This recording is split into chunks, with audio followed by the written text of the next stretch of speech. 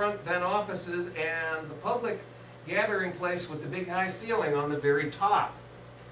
That was great for isolating the speakers from the street noise. It was not so great if the building caught fire. But so you can see the top floor is now unoccupied. The bottom floor is quite busy with local restaurants. Indeed, the entire village center retains a good deal of its 19th century flavor. Now, Bennett published an account of his visit to the convention in the Truth Seeker, which was then republished in a couple of books. And it's very interesting because armed with Bennett's account of his arrival at Watkins by train, you can walk the 11 blocks down Franklin Street from the Lakeside Rail Station, which is now a restaurant, and past the meeting hall and arrive at Watkins Glen State Park, where many of the landmarks Bennett described remain recognizable, particularly the gorge, which remains substantially as it was when Bennett toured it. And his account is about as good a guide as to its uncommon rock formations and waterfalls as anything one might purchase at the park's gift shop. Well, much to Justin's relief, we're getting near the end of the Freethought Trail. And let's move back north to the town of Palmyra. There, a Rochester freethinker named Abner Cole edited the town newspaper, the Palmyra Reflector. He did this under the colorful pseudonym of Obadiah Dogberry. Now, this paper was printed in the same printing shop that prepared the first edition of the Book of Mormon, since lavishly restored by the Church of Jesus Christ of Latter-day Saints. Now, one of the stories that Mormon tour guides never tell, and if you want to have some fun, lead a busload of atheists through the Mormon sites during their pageant week. It's not to be missed. But one of the stories the Mormon tour guides never tell is that during his visits to the print shop to check the proofs of his newspaper, Abner Cole was able to read the proofs and sometimes even examine the manuscript of the Book of Mormon. It was a one-room print shop. They were working on it at the same time. The Book of Mormon pages were drying over here. The Palmyra Reflector was drying over there. Obadiah Dogberry wrote the earliest published critical account of the Book of Mormon, challenging its account of New World history and its textual veracity in richly satirical editorials that managed to sum up about 70% of the entire case that would ever be made against the historical veracity of the Book of Mormon. So that's a quick tour of the Freethought Trail. It's certainly a fascinating part of the country. We have a website, freethought-trail.org, where you can get information on all of these sites and get turn-by-turn driving directions for going from any one to any other one. Ingersoll was a part of a historical nexus of social ferment that influenced radical thought and eventually mainstream thought in both Canada and the United States. It's the legacy we've come together to explore today, and hey, I still have 3 minutes for questions. Thanks very much.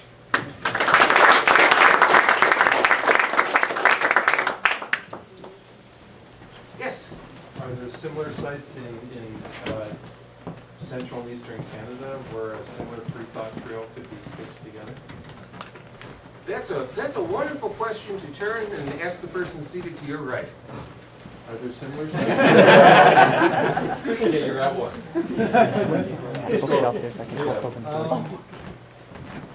There could be, I guess, with lots and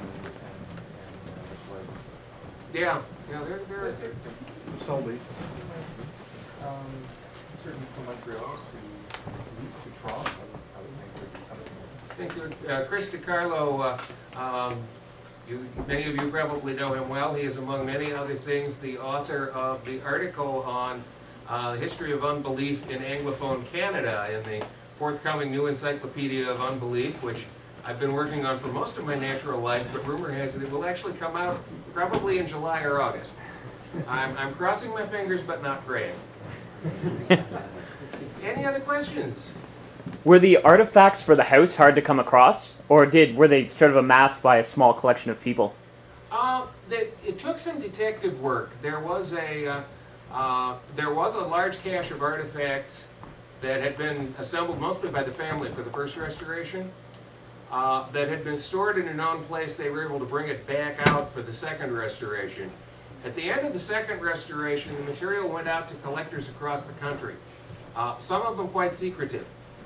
At the death of Gordon Stein, we received a good deal of his estate and discovered that while he was working for us, he'd been sitting on some of these things and not telling us he owned them. Or then again, he might have forgotten. He was quite the pack rat. But so we had some individuals who, when the word got out that we were reopening the museum, they came forward, and that's where we got the Masonic sword and the walking stick. Some of the other material, we've had to do some sleuthing, or people will trip over us online and say, hey, I have thus and such. And there's always eBay. We've already got what we think is a pretty thorough collection of the principal books by and about Ingersoll, but when it comes to ephemera, you never know when you're going to find some interesting stuff. I had not known that during World War II, one of the hastily built supply ships called the Liberty ships was named for Ingersoll. I found out when somebody was selling on eBay an envelope that was stamped at the dedication of the ship.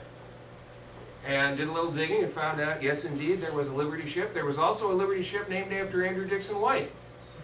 So White and Ingersoll have two maritime connections, not just their time on the deck of a transatlantic steamer talking about art. You need a mind for trivia to do this stuff. But it's been a fascinating application. Certainly, Ingersoll was an important part of my personal development as a freethinker, and if you told me then that I'd have had the opportunity to play this kind of role in perpetuating his birthplace, I would have been skeptical. Well, thanks very much, and now I'll turn things back. Okay, one last question. Are there direct descendants of Ingersoll, or are they active in this restoration? Yes and no. There are, Ingersoll and his wife had only daughters. So his side of the family name was lost. His brother Eben had some sons, and there are some Ingersoll descendants through Ingersoll's brother out in Texas. Of somewhat more moment, more distantly related, but still related to Eben Ingersoll. There's a restoration contractor in Buffalo by the name of Jeff Ingersoll, who makes most of his living restoring churches, interestingly enough. And he's also restoring a huge old stone winery in the hills overlooking Hammondsport, New York, another lake over from Dresden. And when he's been involved with us on a volunteer basis, and he basically sends a crew down every summer, spring and fall, and does whatever needs doing. Paint the house, replace the roof. He's a handy guy to know. Oh yes, and his wife is a specialist in historical paints and coatings. And he's a relative. He was a find, let me tell you. Well, thanks very much. Justin is looking lustfully at the dais. Oh, okay, Bill, you get to be the last one. Okay, thank you. My name is Bill Broderick. I'm the director of the HAC, among other things. I'm also heading up Belleville, the Quincy Humanist Association. I just wanted to say I paid a visit to the Robert Green Ingersoll house back in 2003. And it was, I just want to tell you that it was one of the most inspiring and wonderful experiences that I've ever had in my life. It's my hope that I will be able to take a busload of humanists somewhere along the way for a visit to the Robert Green Ingersoll birthplace and to the Free Thought Trail. Thank you. Thank you. I didn't really much of that. Thanks, Justin.